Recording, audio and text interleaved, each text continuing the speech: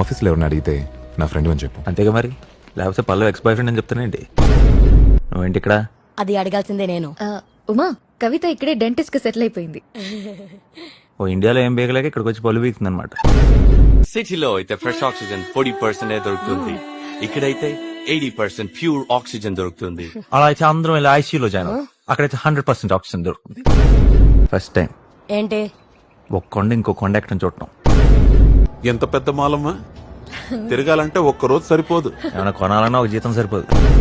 మామయ్య, మనోడు మంచి అదృష్టవంతుడు. ఆ? లేకపోతే మన మధ్యలో కూర్చుని మనతోటి ఇలాంటి ట్రిప్ అంటే మామూలు విషయమా? అవును, మీది పెద్ద టిప్ సుల్తాన్ ఫ్యామిలీ. మరి లొకేషన్ అటుంది, అందుకే గట్టి పెట్టే. అర్థం చేసుకోవడానికి మనలాగా లోక జ్ఞానం ఉండాలి కదా మామయ్య. అవునులే. బర్డ్స్. అవునుమా, నాకు ఇంకో అమ్మాయి ఉండి ఉంటే ఖచ్చితంగా నీకే ఇచ్చి పెళ్లి చేసేవాడిని. ఆ? ఉన్నప్పుడు ఎవరో, లేనప్పుడు ఆఫర్లు ఇస్తారు.